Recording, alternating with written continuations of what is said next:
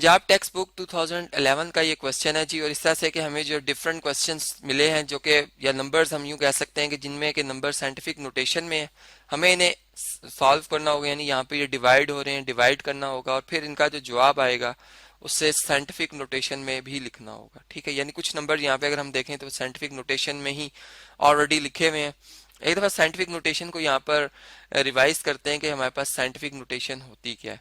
देखें, हमारे पास फर्ज करें, यहाँ पे चले हम इसका रफ वर्क करेंगे इस तरह से कि फर्ज करें अगर हमारे पास एक नंबर है 285, ठीक है, जिसमें कि अगर हम देखें तो ये इसकी अभी एक स्टैंडर्ड फॉर्म है, ठीक है, जिसे हम ऑर्डिनरी फॉर्म भी कह सकते हैं। अब इसमें जो 5 के बाद पॉइंट लिखा हुआ है जो कि नॉर्मली नहीं लिखा जाता, इसका ये तरीकेकार होता है कि हम इस नंबर को 10 की मल्टीपल्स में लिखते हैं। यानी यहाँ पर हम देखते हैं कि ये नंबर जो है अगर इसको 10 की कितनी पावर से मल्टीप्लाई करें और फिर किस नंबर से, यानी वो नंबर जिससे मल्टीप्लाई करेंगे वो 10 से लेस होना चाहिए। तो इसलिए पॉइंट को हम इस तरह शिफ्ट करते हैं कि ये नंबर जो है वो 10 से लेस बन जाए और 1 से स्मॉल ना हो। ठीक है, यानी 1 के बराबर हो सकता है। चूंकि 2 आ गया है, 2 वो डिजिट है जो कि 1 से ग्रेटर के लिए हम, या ये वो सिंबल है जो कि 1 से ग्रेटर के लिए इस्तेमाल होता है। तो हम ये फिर सिंपल वर्ड्स हम यूँ कहते हैं कि पहला नेचुरल नंबर जो है उसके बाद रेफरेंस साइन लगाया जाता है और पॉइंट को उस रेफरेंस साइन की तरफ मूव किया जाता है। अब यहाँ पर रेफरेंस साइन चूंकि पॉइंट से लेफ्ट पे आ रहा है तो हम लेफ्ट पे मूव करेंगे। और कितने डिजिट मूव करेंगे जी? 2 डिजिट आ रहे हैं यहाँ पर। अगर हम काउंट करें 8 और 5, 2 डिजिट है, तो हम इस तरह से लिखेंगे कि यही नंबर हमारे पास बन जाएगा 2.85 इंटू 10 पावर कितनी बन जाएगी जी? 10 पावर पॉजिटिव 2 बन जाएगी। तो ये हमारे पास साइंटिफिक फॉर्म आती है। अब ये यहाँ पे अगर आप देखें तो ये साइंटिफिक फॉर्म में नंबर लिखे हुए हैं।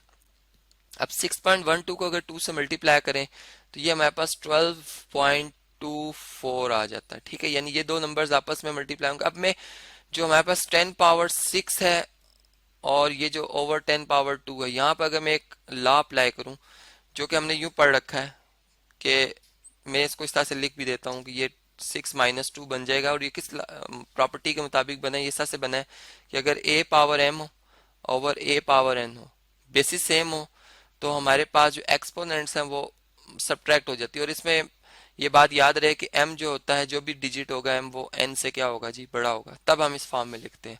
तो यहाँ भी यही बात थी कि 6 चूंकि 2 से बड़ा है तो हमने 6 को दे रहने दिया, 2 ऊपर शिफ्ट हुआ तो उसका इन्वर्स लिखा है। चूंकि इन्वर्स में फिर नेगेटिव या अपोजिट साइन आ जाता है सिंपल वर्ड्स में। तो यहाँ पर अगर हम देखें तो ये 12.24 और इंटू 10 पावर 4 आ गया है। अब ये नंबर जो कि अपनी साइंटिफिक फॉर्म में नहीं है, इसमें हम पहला नेचुरल नंबर देखेंगे 1 है। हमें पॉइंट को एक डिजिट मूव करना है।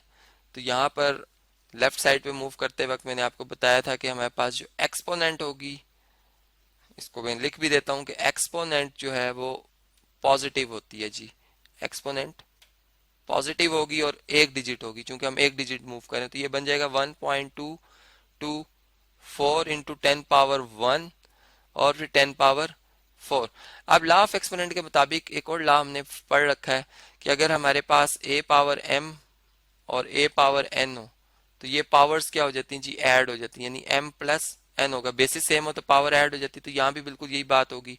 ये 1 और 4 ऐड हो जाएंगे तो 1.224 इंटू 10 पावर 1 प्लस 4 आ जाएगा, जिसे कि अगर हम सिंप्लीफाई करें तो ये 1 प्लस 4 हमारे पास क्या बनता है जी? 5 आ जाता है। तो ये हमारे पास जो है इसका क्या होगा जी? फाइनल आंसर होगा। इस तरह से हमने इसे सॉल्व किया। अब हम चलते हैं अपने नेक्स्ट क्वेश्चन की तरफ। अगर हम इस क्वेश्चन को देखें तो इसमें भी कुछ इस तरह से है कि हमारे पास जो है, चलिए इसको मैं ब्रैकेट को थोड़ा सा प्रॉपर बनाता हूँ। हमारे पास इस तरह से है कि नंबर है जी 4.66 जो मल्टीप्लाई हो रहा है 7 से, 10⁻⁷ से डिवाइड हो रहा है 2 इंटू 10 पावर 4 से। अब यहाँ पर 4.66 को हम जो है वो डिवाइड करेंगे 2 से। तो 2 के टेबल से 2 1s are 2, इसी तरह 2 2s are 4 और फिर 0.33, यानी 2.33 को अगर 2 से मल्टीप्लाई करें तो 4.66 आता है। ये तो हमारे पास नंबर आ जाएगा 2.33। और यहाँ पर सेम वही लॉ जो मैं अभी आपको ऑलरेडी बता रहा था क्वेश्चन फॉर्म में जो लिखा होता है, तो ये बन जाएगा 7 - 4, यानी एक्सपोनेंट में से जो हमारे पास है डिनोमिनेटर में से न्यूमरेटर की जो एक्सपोनेंट है वो हम यानी डिनोमिनेटर के एक्सपोनेंट को ऊपर शिफ्ट करेंगे चूंकि उसकी वैल्यू छोटी है। ठीक है, और यहाँ पर ये हमारे पास क्या आ जाएगा रिजल्ट जी? 3 आ जाएगा, पॉजिटिव 3 आएगा क्योंकि बड़ी वैल्यू के साथ साइन जो है वो पॉजिटिव का आ रहा है। तो इस तरह से ये भी क्वेश्चन हमने सॉल्व किया और हमने देखा कि ये जो है 10 की पावर भी है और इसमें, और ये जो नंबर है ये 10 से लेस है और 1 से ग्रेटर है, जो कि साइंटिफिक नोटेशन की जो है वो रिप्रेजेंटेशन होती है। इसी तरह अगर हम अपने नेक्स्ट क्वेश्चन की तरफ चलते हैं तो नेक्स्ट क्वेश्चन में भी कुछ इस तरह से ही है। अगर हम इस क्वेश्चन को देखें, उसको थोड़ा सा मैं ऊपर ले आता हूँ स्क्रीन के, तो यहाँ पर इस तरह से है कि जी हमारे पास 3.14 है, इसको मल्टीप्लाई करना है 2 से। मैं पहले इन नंबर्स को जो है अरेंज करके लिख रहा हूँ। 3.14 है, ठीक है, इसे हम मल्टीप्लाई करेंगे 2 से, फिर हमारे पास 10 पावर -7 है और 10 पावर 6 है। यानी यहाँ पर मैंने कम्यूटेटिव प्रॉपर्टी जो है वो मल्टीप्लीकेशन की अप्लाई की है कि 2 को 3 से मल्टीप्लाई करें या 3 को 2 से, हमारा जवाब 6 ही आता है। इसी तरह 6.28 आ रहा है जी, इंटू 10 पावर -8 है। अब अगर हम बोर्ड मास रूल के मुताबिक चलें तो पहले हमें डिवाइड करना होगा। तो यहाँ पर अगर 3.14 को कैलकुलेटर से देखते हैं जी, 3.14 को अगर हम मल्टीप्लाई करते हैं 2 से तो हमारा जवाब आता है 6.28। इसका मतलब है कि ये 3.14 को 1 से मल्टीप्लाई करेंगे, ठीक है, और इसी तरह 3.14 को जब 2 से मल्टीप्लाई करेंगे तो 6.28 आ जाएगा, ठीक। यानी 2 टाइम्स जो है 3.14 को अगर मल्टीप्लाई करो तो ये 6.28 बनता है, फिर 2 1 जार 2 और 2 1 जार 2, तो इस तरह से ये तो कैंसिल हो गया हमारे पास नंबर्स। और अब हमारे पास जो नंबर बचे हैं, 1 को 1 से मल्टीप्लाई करें 1 ही आता है, हम 1 लिख देंगे। 1 इंटू 10 पावर जो है -7 +6 और +8 आ जाएगी। यानी यहाँ पर मैंने जो प्रॉपर्टी इस्तेमाल की, अगर आप इसे देखें तो ये हमारे पास बेसिस सेम है, पावर ऐड हो जाएंगी और ये भी बेस वही है, 10 बेस है, तो ये इसकी जो एक्सपोनेंट है ये क्या होगी, जब हम इसको ऊपर लिखेंगे तो इसकी एक्सपोनेंट जो है उसके साइन चेंज हो जाएंगे।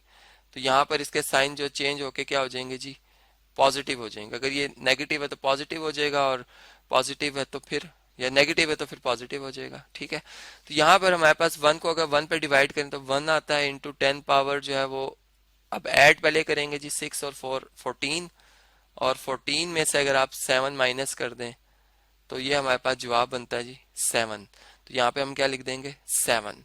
तो ये हमारे पास इसकी एक्सपोनेंट बनी। और 1 इंटू यानी 1, हमने कहा था कि आपको साइंटिफिक नोटेशन में 1 तक हम लिख सकते हैं, 1 से स्मॉल नहीं लिख सकते, तो ये बिल्कुल अपनी साइंटिफिक नोटेशन में भी है, इसलिए यही हमारा फाइनल आंसर जो है वो समझा जाएगा। ऐसे ही अगर हम इस पार्ट को 4 पार्ट को देखें तो इसमें भी हमें पहले साइंटिफिक फॉर्म में लाना होगा इसे, ठीक है, यानी 3 डिजिट हम मूव करेंगे तो ये 6.4 और 10 पावर कितनी बनेगी जी 3, क्योंकि 3 डिजिट हमने लेफ्ट साइड पे मूव किया है। ऐसे ही यहाँ भी पॉइंट इस जगह पर, और पहले नेचुरल नंबर यानी 2 के बाद हमने इस पॉइंट को लिखना है, 2 डिजिट हम मूव करेंगे पीछे यानी लेफ्ट साइड की तरफ, तो ये बनेगा 2 इंटू 10 पावर 2।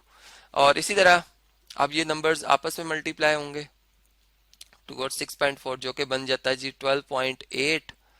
और जबकि यहाँ पे अगर हम देखें तो ये लॉ ऑफ एक्सपोनेंट के मुताबिक बेसिस सेम हो तो पावर अगर मल्टीप्लाई हो रहे नंबर ऐड हो जाती हैं, 3 + 2 आ जाएगा, ठीक है।